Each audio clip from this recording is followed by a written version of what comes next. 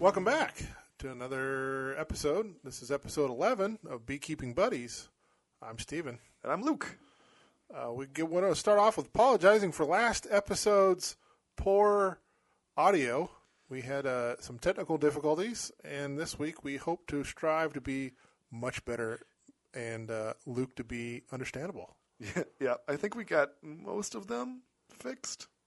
We updated some firmware and even in last week's, I think we cleaned it up. Yeah, I cleaned up most of the issues, but we will see. We'll see. We're striving to improve around the old podcast here.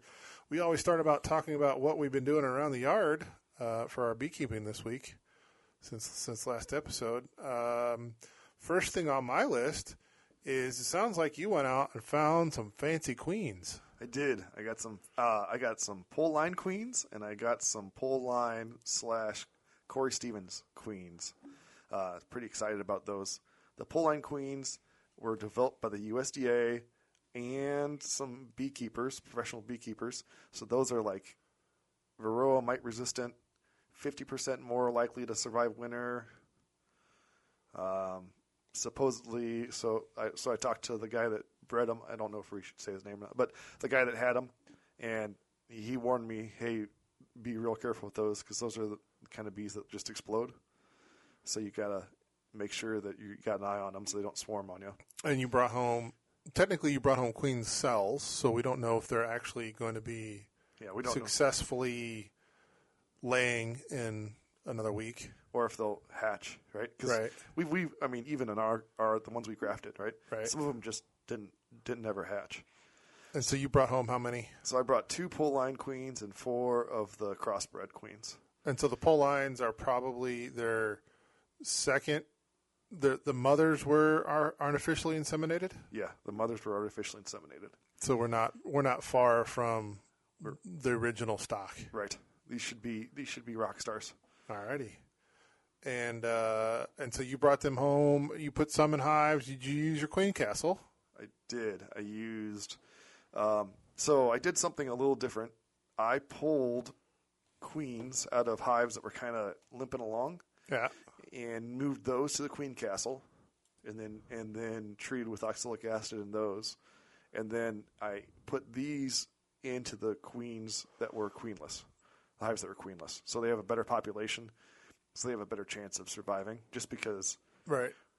I'm keeping the meh queens as a backup. Backup, sure. Right, and I didn't want to squish them, just because I have the space for them. So why squish something, and ruin my chances of recovering from things going sideways. So when do you think we'll know if those are successful? 2 weeks. 2 weeks, my guess, right? I mean, it was capped. They were capped queen cells, so should be about 2 weeks. You it sounded like you spent this week doing some honey tastings. I did. I worked with Bradley University and Ollie, which is like an ongoing learning thing. Classes. It's really aimed for like retirees, but anybody can join them. And so if you're in the Central Illinois area, and they have some really interesting ones. For one of the classes, I had given classes online before to a group of students, and as for that, I got the ability to take any class at any time for free. And they asked me to do this honey tasting from that first set of classes as an experience, an in-person experience. So I had 30 students there, 15 per class. We tried out 6 different honeys. It was really something that I think went over well. It sold out almost immediately, and then they opened up a second class, and that sold out almost immediately. So definitely something for beekeepers out there to think of doing. So what was your audience? Mostly seniors? Almost all seniors, almost all retirees. I don't think there was anybody under what time of day? 50. I did one at 11 and one at 1. So this was during the day, though? During the day. So non-retirees would have been working, so maybe a time that was a weekend or an evening may have had a different attendee group, maybe? I think that just most of their people I think they just appeal to an older age group. So, and they plan things during the week. Yeah. So, and it's ongoing learning, right? So it really is aimed for retirees / older people, older folks. However, I think this is replicable anywhere. I'm going to talk to a local restaurant, actually. They verbally have said, yeah, they'd be interested in doing something like this. So I just have to figure out how do I set up a ticketed system, because for Illinois, it does have to be ticketed, right? You have to have a ticket available for that system if you're going to do a tasting, because otherwise you have to have a certification or a pass in order to give samples. Oh, right. But if it's ticketed, doesn't matter. So, of your 6 honeys, these are mostly commercial product, or these were honeys that you have gathered from the local area? It's about 50-50 split, because I wanted something that was I don't have Tupelo honey, and I've always wanted to try Tupelo honey, so I just bought some, and this is a good excuse to buy some. And it's not my favorite honey. I think it has a very strong licorice flavor to it. I had my own honey.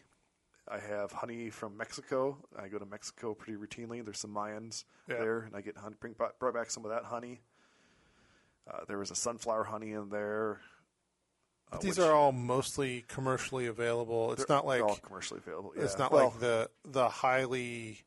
You brought back like 6 different kinds of honey from Japan, and they were quite pricey, and even amongst those that you brought back, there's a significant difference. I've tasted those. Yeah. And there was a significant difference in taste in just the ones you brought back from those. So those are very small. They're what, like 3 ounces? Yeah, I was going to say they're no more than, 2 ounces, 2 maybe. Right.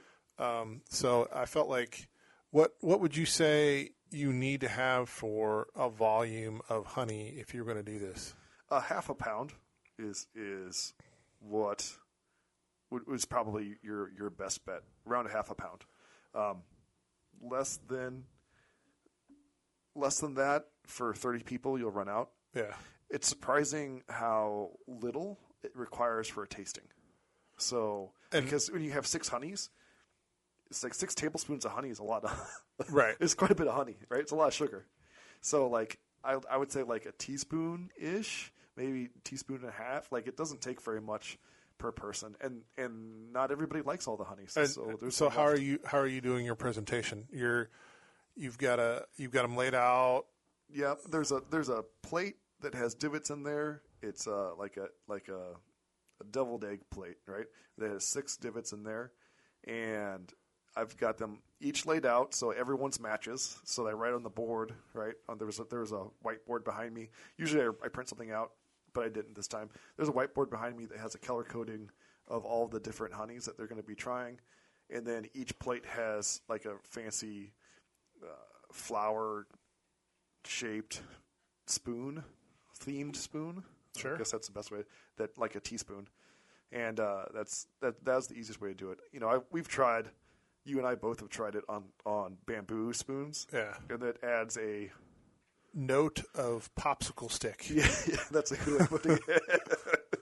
and it detracts from the flavor that you're getting. It is no, because like your instinct is to like sort of suck on the popsicle stick as you get finished with it.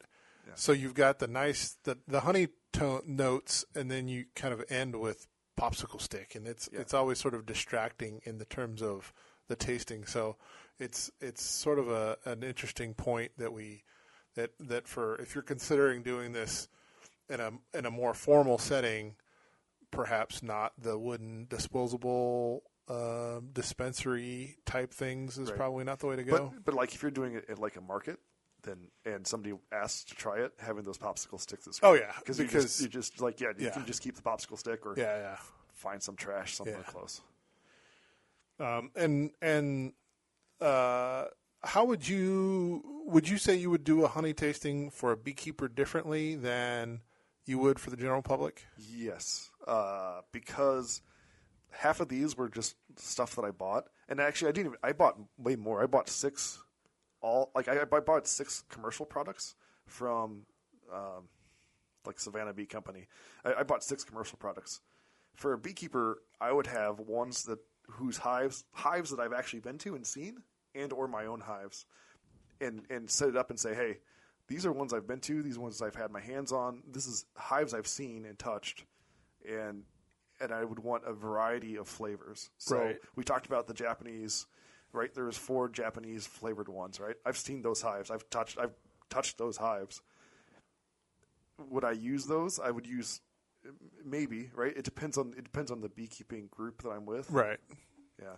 So because you also talked about doing this equivalent for kids and just pulling out some, for lack of a better term, flavored honey sticks, right? Like, yeah. So and there's non-flavored honey sticks too. There's still varietal honey sticks, but realistically, I'm putting out honey, and actually I put out like a visual representation, like fruit, with that honey, and go, hey, this is lemon varietal honey, right? And there's a lemon there for them to see, just so they have that mental connection. And maybe I'm not giving kids enough credit, but usually like you have to say it and show it and then taste it, right? They have 3 ways of remembering it.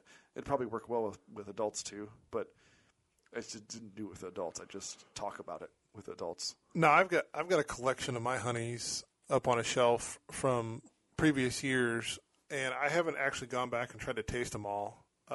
We talked about how the taste will sort of change within months of harvest, sort of as the honey starts to oxidize, right? You'll start to lose some of the more brighter tones, I guess, or some of the uniquer tones in those honeys.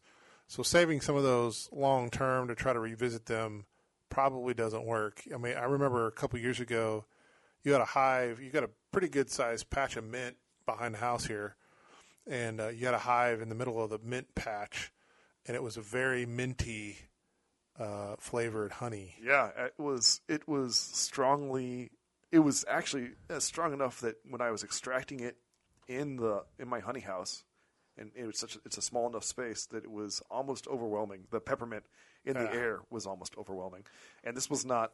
I didn't drag the frames through the peppermint or anything like that. I had. This was very separate from that patch, so it wasn't like I rubbed peppermint on them. That flavor was just everywhere. Yeah, I had an orange one too. Last year I had orange. Yeah, and we're in Illinois. We don't have any orange groves here. They wouldn't make it. You would think that, with all the good things, you have to have examples of not good things, right? Because in the world of there's always the range of what's available has to go from not great, or other people might call bad, to good and great, right? Exceptional. So in the world of honeys, if you'd asked me prior to when you started collecting a bunch of different varieties of honey, I had just experienced stuff that I had extracted myself, and from year to year, I've been doing this long enough that from year to year, I'll have some left over, and from year to year, I had a really, really like in-your-face honeysuckle one year that was like everybody I gave it to was like immediately, oh yeah, it reminds me of sucking on a honeysuckle nectar as a kid, right? To stuff that's quite spicy with wildflower pollens and flavors that it really got quite a bite to it, which I really enjoy. But it wasn't until I tasted some of yours that I came across one that was like, for lack of a better word, bad, right? Like it was one of those like, ooh, that is not good. Yeah, the barnyard one. Yeah. There was one, and I was worried that I had done something wrong during the extraction, right? Like I had a mouse that got in there or something like that, and it wasn't. It was just it was honey and it was fine.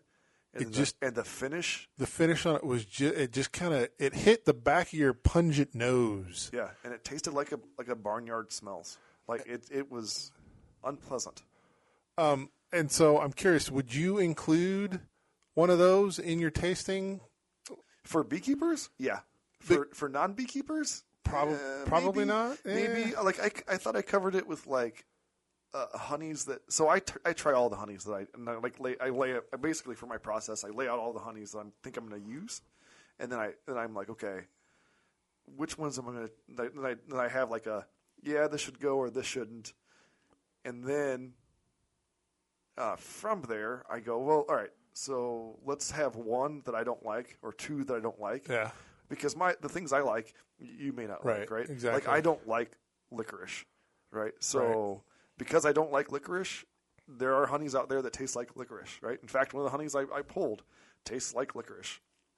And so I put that on there, and some people liked it, and some people hated it.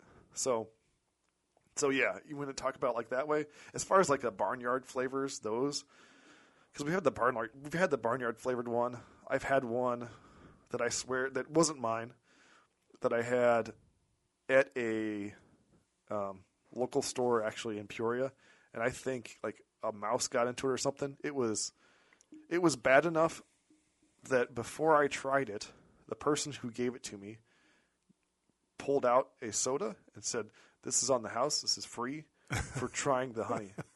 And it was the first honey I've ever gone. I went outside and spit it out. It was that bad. And then the soda didn't really do anything. Like it like kind of overrode some of the flavor, but that one tasted that was bad. That one tasted like kitty litter or something bad. And that's the worst one I've ever tried. And that's me. And I've tried slimed honey, right? I've tried it just to see what it tastes like. That was worse than the slimed honey. The texture of the slime honey was bad, but this was just bad in general. It was Anyway, so yeah, would I add something in? Yeah, I add stuff in that I don't like, but I like to just have focus on texture, because honey can have different textures, flavors, and a variety of flavors, and then colors, because visually it's striking. Sure. And then I put like an infused honey in there. So this time I did a cinnamon infused honey. Again, it's not my honey because in Illinois we technically can't do that. But this was. And you had your optional hot honey too. Yeah, I brought in 2 optional hot honeys. Of the 30 people, I think 3, maybe 4 people tried it.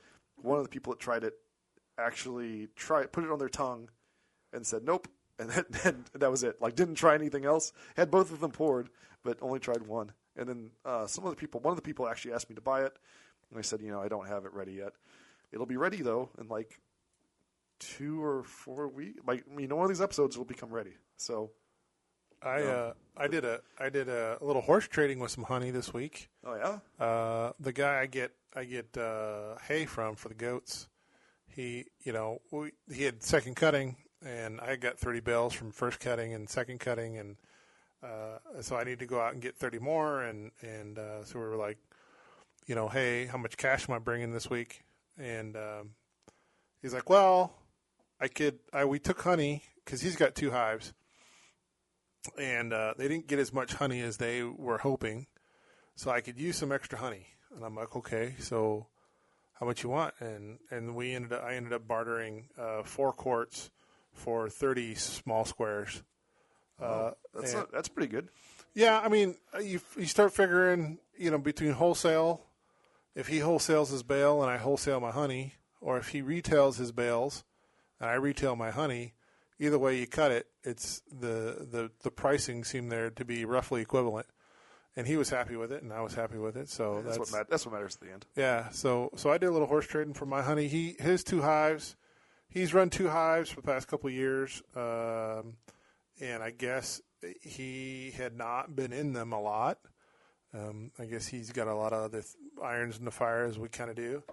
And the second hive that he thought was doing hive things was actually dead, and it was being robbed out. So what he thought was honey on there from earlier in the spring was actually not the resources on there that he thought he was going to have, which is why I think he ended up with less honey. With wanting to put a request out to bring some honey over. So I actually had I got some hives from a friend. They did a tree cutout, and it also had a hive swarm. And so I I got one of those hives. The swarm didn't have bees in it yet. But I was talking to them about their honey harvest. And their honey harvest, they have like 10 hives. And I think they're going to pull like 750 pounds off of those 10 hives.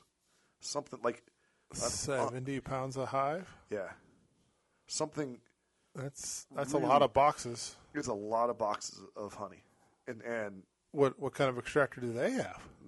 They're just, they got hand crank, 9-frame, I think 9-frame radial. I don't know. I haven't seen it. Okay. Well, that's more than my 4-frame hand crank. Yeah.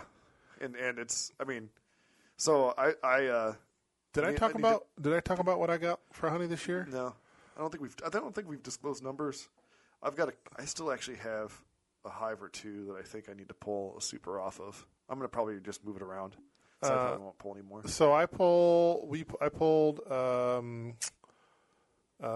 5. It was 4 supers and a deep. I think we might have talked about this about 2 episodes ago. I wound up with 120 pounds, and it took me and the wife 4 hours to extract that in my kitchen. With a 4-frame extractor. So including setup and stuff.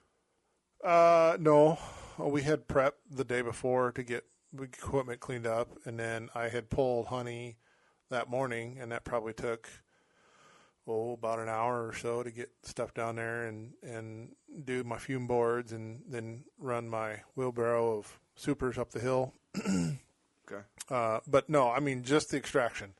So once I had supers on the back porch, and we were set up in the kitchen and ready to go.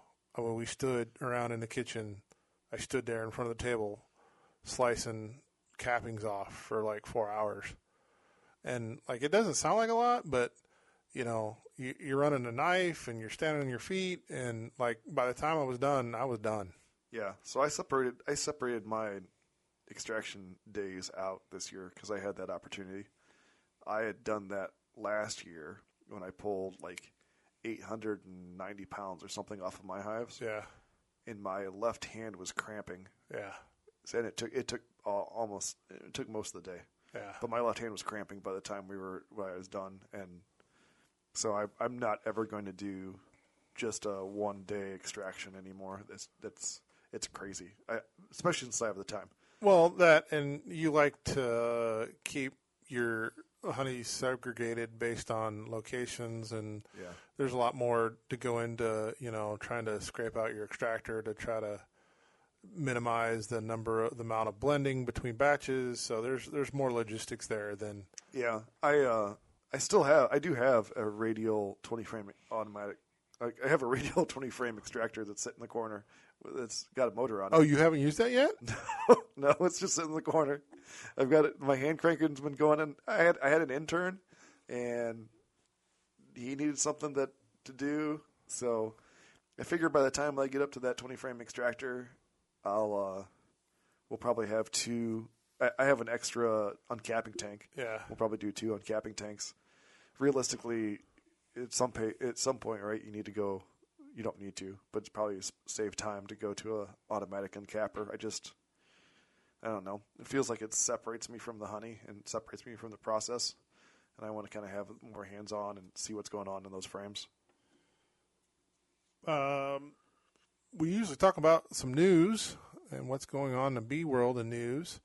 We were talking about some small hive beetle stuff, and I guess in searching around, we come across an article about somebody who decided that they would do some research and based on what there were some suggestions on how we could improve some hive qualities, and they started looking at what might go into making those improvements, and they decided that banana, of all things, would be something that they could put in the hive that could boost some potassium levels and things like that, which may or may not help the hive out. And so they have, in fact, scienced this out for us by putting 50-gram chunks of banana with the peel in a hive. And I guess the bees consumed the peel and the pulp over about a week's period of time. And this has had a positive impact, yes? Yeah, 10 to 18%, depending on where you look. So the person did it is Catherine David. She's with the University of Montana. They did it a few years ago, but she seems to be updating that document. And I heard or read about her on Facebook or something. Like there was a post, and she actually commented on it and said, "Hey, this is my research, and I did this." She's a master beekeeper, and so I stuck in my head, and I was like, "Oh, I should look that up." So I looked it up. I looked at the study. It looks like it has the amines in mostly overripe banana, so it can't be like brown, it can't be green, and it can't be yellow. It's like the spotty, like when it gets to be spotty, that color. They sliced them up and put them in the top of the hive and squished them down so the lid fit, and the bees ate it. And then they did some research on it, and they found that the dopamine and the serotonin, I think I'm getting this right, dopamine and serotonin levels of the bees increased, which have impacts on things like memory and learning in the honeybees, which is just a strange thing. Because, memory for where is this patch of nectar that I got to fly out to, and production in terms of around the hive and things. So it is, but it's still one of those things. I remember when I started beekeeping, there was the rumor about, hey, don't eat bananas on the days you go out to a hive. Yeah, because it makes the bees mad. Yeah, right. Because when you get stung, it smells like bananas. Yeah, but it smells like what is it? Was it Laffy Taffy banana? Laffy Taffy banana, or the Runts. That's what it is. Yeah, Runts, that candy, U.S. candy. It's a banana candy called Runts, and that has a different banana smell to it compared to today's bananas.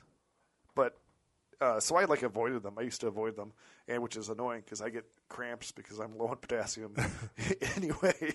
So I had to switch to potatoes, right? But yeah, I don't avoid them anymore. But yeah, the bees evidently really can use those extra minerals and extra vitamins, and it had a significant. 10 to 18% to me is a significant impact. Now it's also fed during a dearth. I was gonna say it was not during nectar flows, and that would be right about now. Yeah. So we're going to do this? We're going to put some banana on our hives? I've got a banana upstairs. I think it's probably about a day away from being spotty. I'll throw one on. Maybe I'll go to Kroger or Walmart. I guess Walmart's the biggest seller of bananas in the world. Really? Yeah. All right. So I'll go grab some spotty bananas, slice them up, and we can talk about them. We'll science it up on the hives, guys. Yeah. So there you go. If you want to follow along and with your hives, go put some banana on your hives and let us know how it's working for you guys. Don't let us know if you got stung though. It's beekeeping. It's going to happen, right? Well, and so I also did a different science test. We talked about slimed honey, right? Like we had talked about it, like frames that have gotten negatively impacted by small hive beetle activity, or more generally known as slimed. Yeah, and I had gotten a little busy and remembered yesterday that there are some frames that I should have extracted. I wonder if they're slimed. So to be clear, these were still in a box, or had been transferred to like a tub? These were in a box. There are some frames that I'd separated out, like they hadn't drawn everything, and they only had a couple frames in this medium that I could pull. So I pulled those couple of frames. They're in a box by themselves. They had slimed those frames. It had been about 4 days, and the hive beetles found it. Well, to be clear, it was normal coming off the hive. It was normal coming off the hive. And then it sat around the honey house for a couple of 4 days. It actually got moved to the storage part of my honey house. So I'm surprised the bees actually hadn't found it, because they are happy to move into that storage part of that honey house and relieve me of anything I've left behind.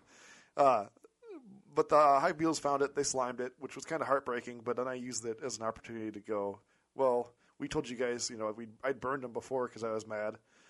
I was still mad this time, but I didn't burn them. And I didn't want to put it in a freezer, so I wanted to see, would the bees even touch it? What would happen? So I put it out for the bees to clean up last night. And I went back and it rained last night / this morning, early in the morning. It did. We had a decent amount of rain.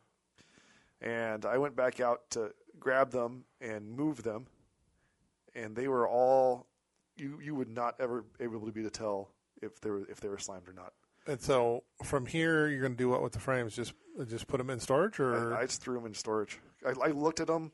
I thought about putting them in the freezer. I put them in their own box of storage in this dark room. We will see if I have. There's nothing for the larva to eat. Yeah, and the small hive beetle doesn't like the sun. Yeah. Right. So yeah, direct sunlight. And neither does wax moth. So yeah. Then there was one frame that actually a wax moth had actually started on. Yeah.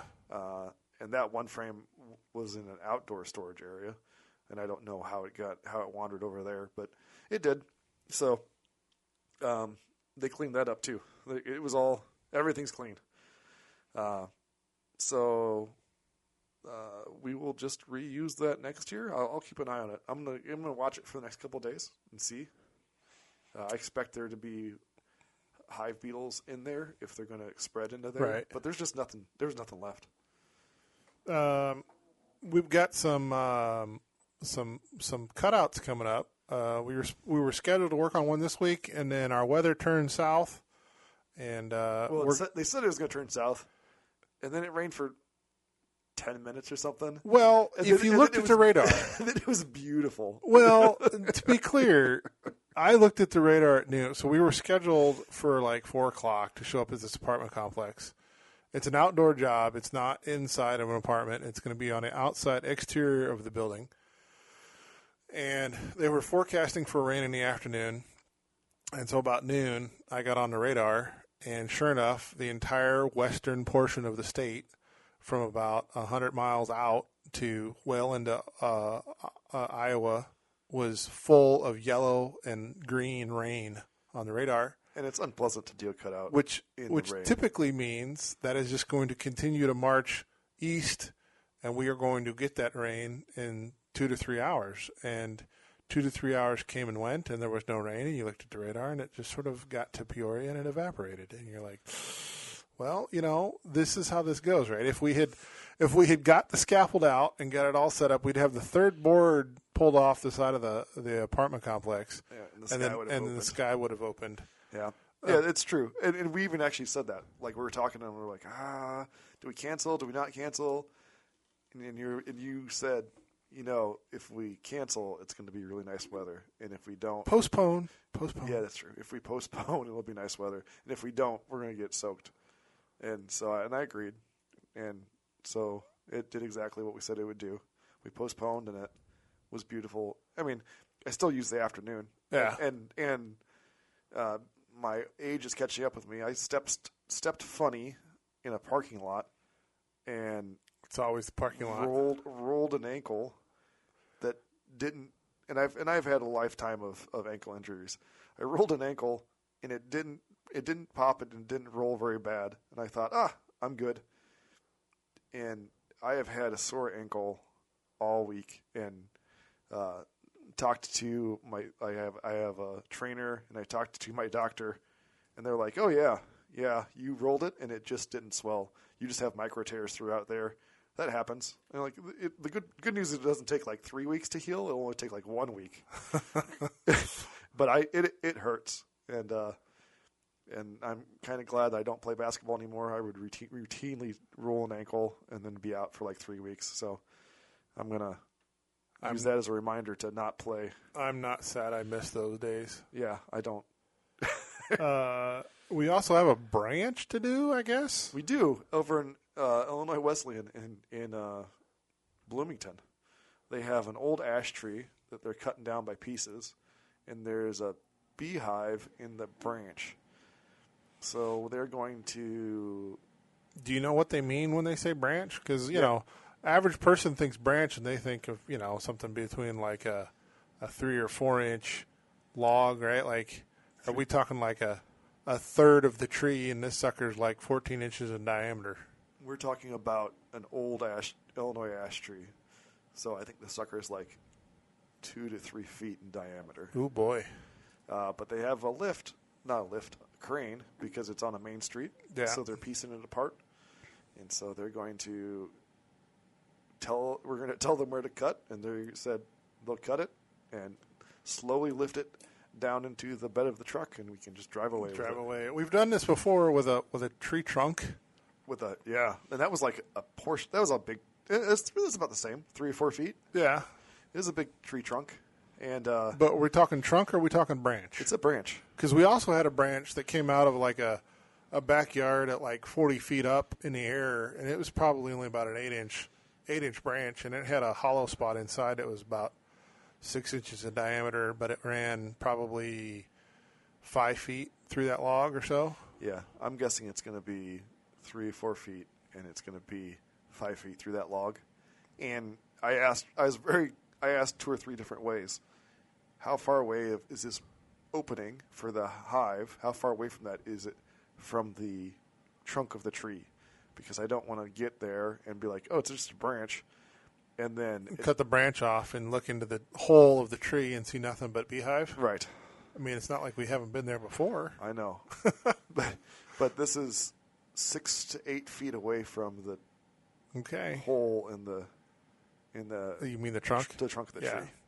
So, I do not believe that is where they would be coming and going from if it was in the. So we've done this. We've done this in the past, and I have brought, and I don't know if I picked this up off the internet or what, but I bring window screen and a staple gun. So as soon as you cut the end off and you start seeing bees, then you can window screen over that opening. And 1, it gives the bees a little ventilation, and 2, it keeps everybody from flying out and being all up in your business as you're making your second cut. And when you make your second cut, then you screen up the other end, and then you've got a log that doesn't have bees escaping out of it, in theory. And it works good. We did split it, and we actually found the queen. Steve found her. She was hiding out by the entrance that we'd left behind. And then we'd also done it with that trunk of that tree. And that trunk of the tree, we actually just planted it in your yard. Yeah, that one, the branch actually came down assisted, so it was lowered to the ground. The tree trunk did not.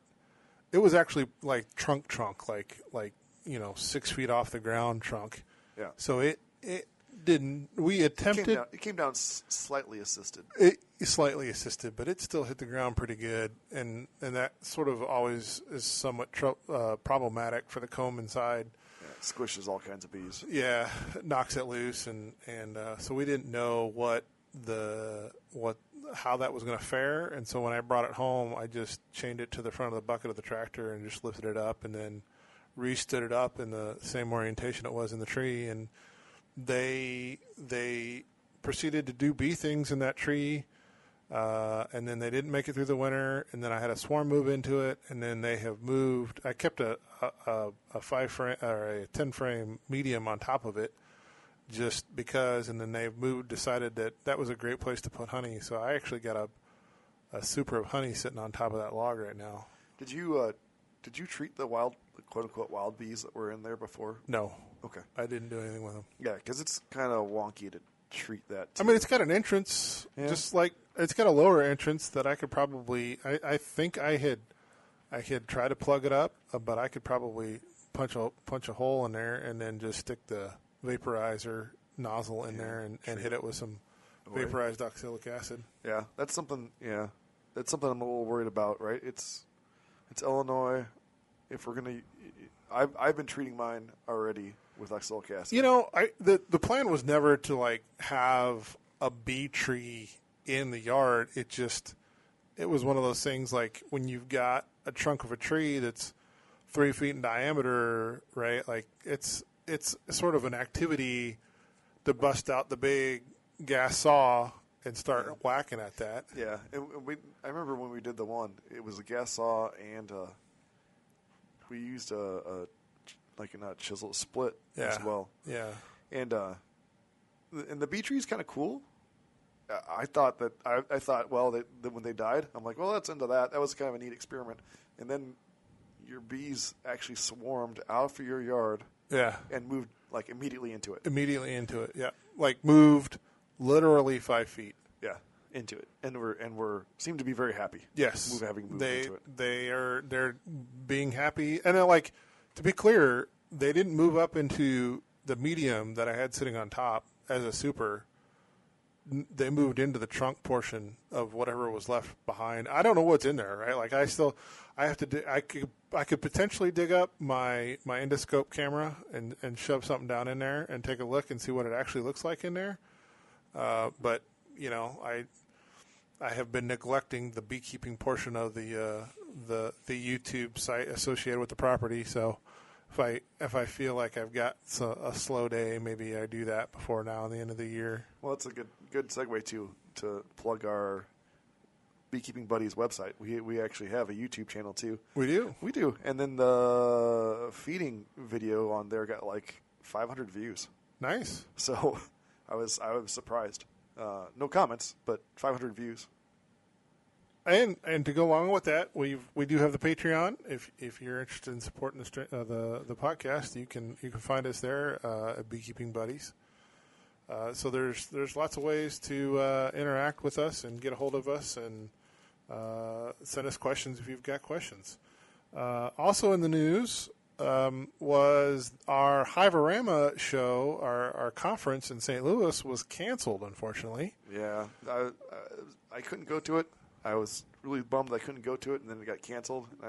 It wasn't going to be this weekend, but next weekend. So like 10 days from now, it was going to be on the 10th. So I guess we'll have to try to revisit that next year. The big questions will be whether or not we have some more promotions for that, and we were able to draw a better crowd for that. Maybe next year. I guess we'll have to wait and see. Number of tickets sold? Is that what we heard, or we don't have line of sight to why that was canceled? I don't know that there was any information on that given out, other than that it just wasn't gonna make this year. So that's unfortunate. I was looking forward to getting together with 628 Dirt Rooster, but maybe we can still get him on the podcast and sit down and talk with Randy about beekeeping down there in southern Mississippi and what he's been up to. We end the podcast here talking about what we're going to be doing coming up on the next 2 weeks, our Drilling On segment. It sounds like you're going to be off to another trip. Are you going to include some beekeeping in this trip too? I am. I was actually texting with a guy right before we started. I'm going to be up in Alaska, Anchorage, Alaska. It's a bucket list for my parents. So I don't think Mom and Dad listen, but if they do, hey, Mom and Dad,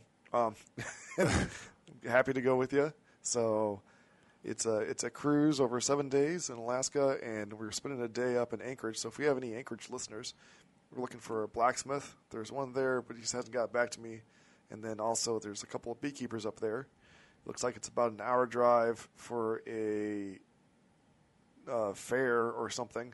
So he responded and said he's going to be up in that fair. And I said, well, I'll drive 2 hours to go talk to a beekeeper. That's okay. I've got a car rental anyway. And see some Anchorage, Alaska wilderness, wilderness on the drive. Yeah. I'm really interested in seeing how Alaskans overwinter, right? We have bad winters, but whew. I mean, there's a Canadian beekeeper on YouTube.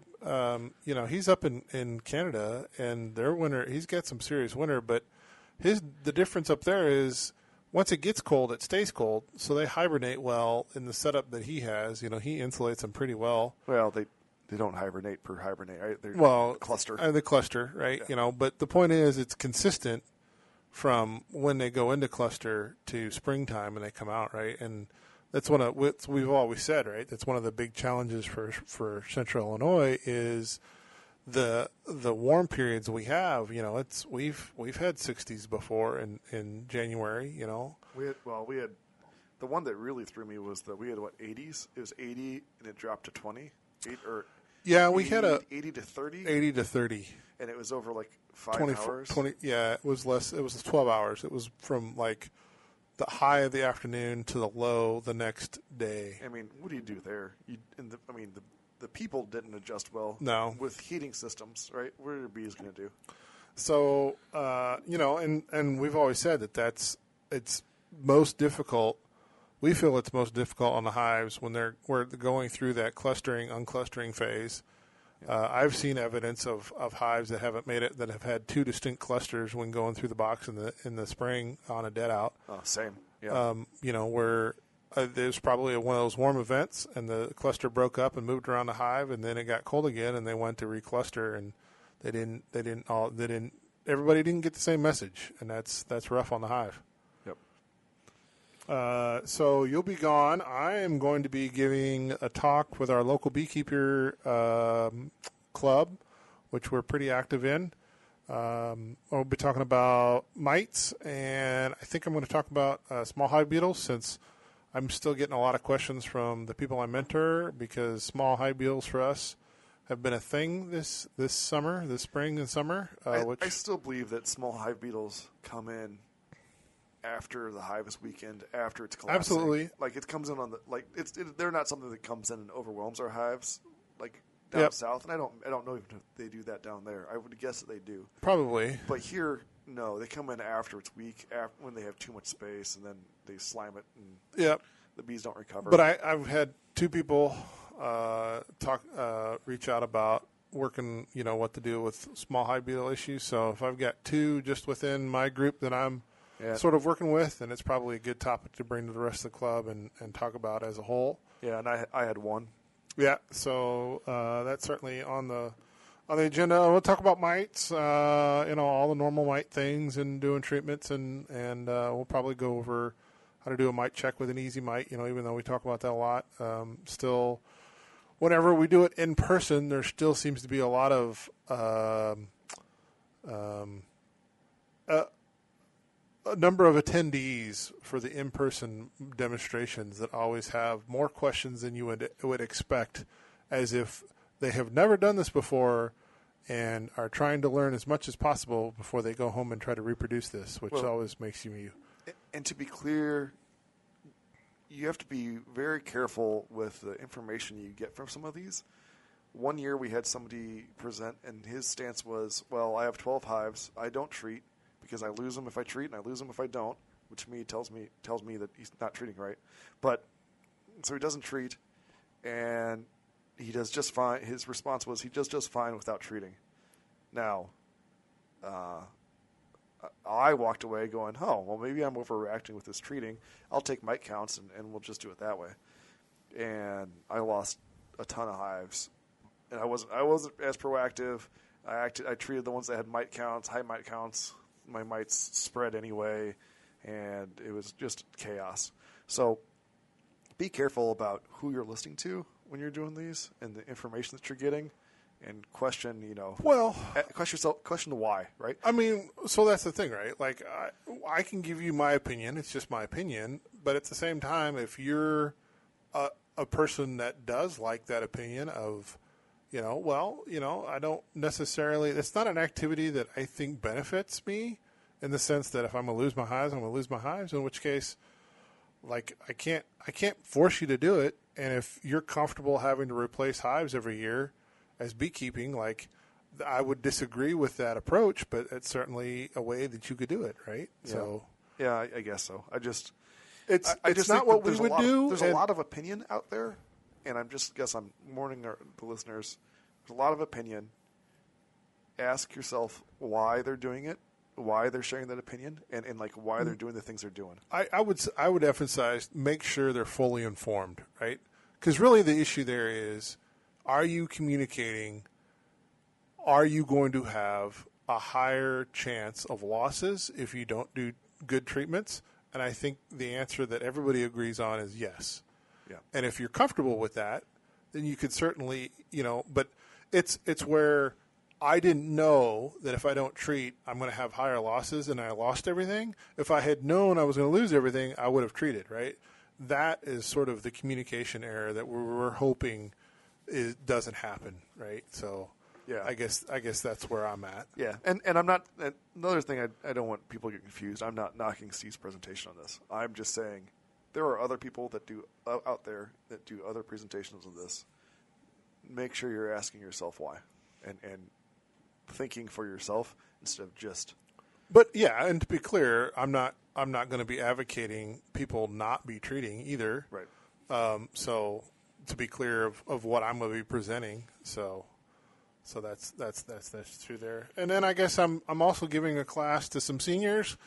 What am I talking about? Is this just a basic one? I talked to a church group. This is very similar to the church group. It's going to be talking. So he's covering for me. I volunteered to do this, and then was going to Alaska as part of also my 20th wedding anniversary. And it just happens to fall in the same week. So Steve's being nice enough to cover for me, and I think they just want to hear about honey. And was it just honey, or was it basic beekeeping? Just honey. Okay. And how it's made, just that process. It's only a half-hour talk. Oh, half-hour. I got that. Anybody? Yeah. That's easy. That's right. So half-hour talk on honey. The issue is staying in a half hour. That's always the issue. Well, I mean, come on. So yeah, it'll be. I think it'll be really interesting.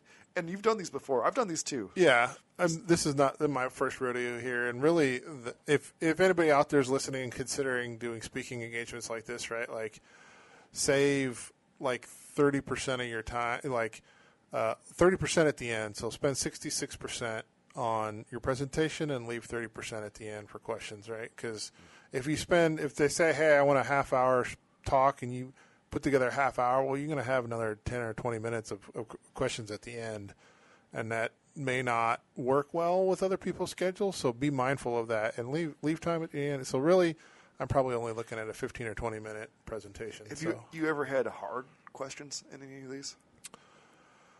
Hard questions. I've had some questions. I've had some off-the-wall questions that I didn't feel fit well into beekeeping.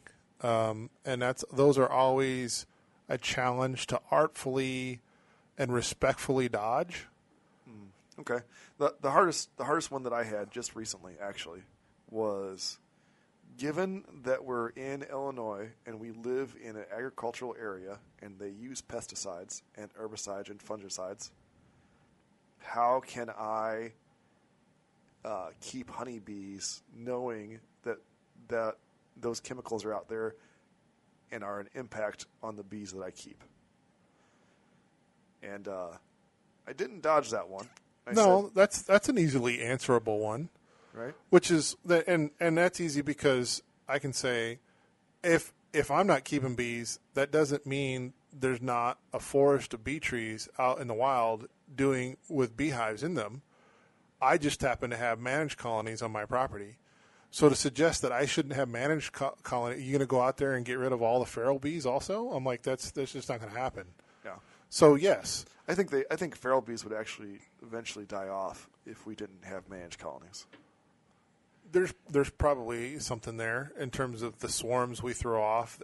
Like, what percentage of swarms that we throw from managed colonies are helping repopulate feral hives in terms of they don't get mite treatments and things like that. Right. There's certainly something there. But at the same time, there's a good educational opportunity in that answer to talk about what the effectiveness, like what the care is that farmers are going through in terms of their applications on crops, and how does that actually impact our flying bees in terms of, are my bees there, and is it while the application of the pesticide is wet, or is it dried off, and what's the impact of that? And so I think there's an opportunity there to enlighten the person who might be asking that and be like, hey, look, I think you're overreacting.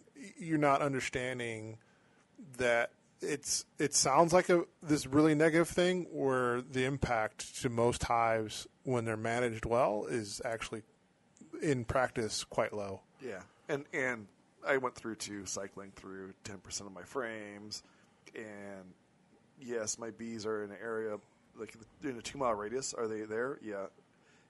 Are they spraying in a 2-mile radius? Yeah. Almost everywhere in Illinois. But the other side of it is they're not sitting on the fields, and they have other forage available. And usually before I place a hive or before I choose a hive, I look at the area and go, how close are they going to get? Like, how close are they going to be to a field? And is that going to have an impact on my bees? So the most memorable oddball question that I had. Somebody had, I don't know, read or seen something about, it was during the talking about mites and working with mite control, and they had brought up that there's supposedly some sort of mini scorpion. Oh, I've had this question too. Yes. And we could just put the mini scorpions in the hive, and they would go around and munch the mites for us. Yep. And at the time, this is such an off-the-wall, out-of-left-field question. And the question, the person seemed to, like, have an education of this. Like, this is absolutely something that exists and happens and works. And I'm like, I have no idea what you're talking about, and if that's a thing, that's great. However, that does not fit into the mite management policies that I'm currently talking about, and that I know, and I'm going to stick to what I'm talking about now. Could you imagine? So I know that they exist. I don't think they exist in beehives, and I know they eat mites. But could you imagine having a beehive with, let's say it did exist, and they're common. And could you imagine having a beehive with, I don't know, 100? Let's say it's 100. Let's say three mites per 100 bees. So you'd have to have like a scorpion per 100 bees. I don't know. You'd have like I don't know what 1,000 scorpions. No, no, because it's like bats and insects, right? Bats and mosquitoes. One, you don't need. Right, one bat eats like 10,000 mosquitoes a night, right? Like, so okay. How many mites does one mini scorpion? Like, it's just all hypothetical. Like, but I couldn't imagine having them running around in my hive. Like the weird things. I have weird things that run around in my hive, right? Like the bees keep the wood roaches. Like every once in a while, I'll see a wood roach run around the lid, or what are those called? Well, not weevils, but they're earwings. Earwigs. Yeah. I got a lot of I'll pull the inner cover, the telescoping cover off, and I'll have a half a dozen earwigs go scattering across the top of my inner cover. And the bees seem to not care that they're there, and the earwigs, whatever they do, are hanging out and they're happy. I don't know if they're eating the sugar ants that are wandering around. I don't know what they. I don't know what they eat. I don't either. But like, and I always have a jumping spider. Yeah, I get a couple of jumping spiders per hive, and then I have like one praying mantis per yard. Yeah, and they hang out. They all routinely show up actually this time of year. Yeah, and then I have like one toad per yard that I think just hops around and eats. I don't have any toads. The toad that I had this year was the fattest toad I've ever seen. I don't have toads. I don't have toads because I got chickens. Yeah, so I think the chickens keep the. But a praying mantis, I've definitely had praying mantis because the grass gets long around the hives. Yeah. But none of those guys eat mites, so, I mean, maybe indirectly eat mites. But yeah, I could see, like, if the mini scorpion, I don't know how big how many are mini scorpions? Are they thumbnail size? That seems to have died down. That was like a couple of years ago. I know it was. But like in terms of like weird questions, that's got to be the worst one. And usually it's all like fairly mundane. Yeah, my weirdest one was a vegan guy came up to me and asked me if I felt bad crushing all those bees making my honey. And did he think that like honey came from like pressing bees like grapes or something to get wine, grape juice? Yes. He thought that I ground them up. I was very confused because I do squish bees sometimes. I mean, there's the occasional. Yeah, they run underneath the lid, and I squish bees. And I thought that's what he meant.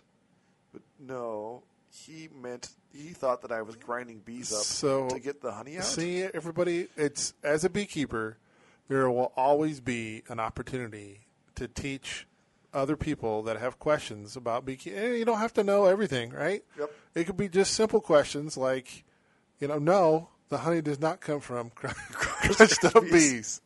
So, I did laugh at him at the time because I thought it was a joke. And then I felt very bad when he was serious, so I had to backpedal and have a good conversation with him about, no, that's not how it's done. And I invited him to my apiary. He never agreed, but we had a good conversation about, no, I don't feel bad, and no, that doesn't happen. You have misunderstood. Yep. And here to educate and inform. So Yeah. There you go. Yep. All right. We want to thank everybody for listening to this week's episode. We're going to tune in the next 2 weeks for episode 12, where we'll bring you more exciting news from the bee yard and from the beekeeping world. So stay tuned. Thanks.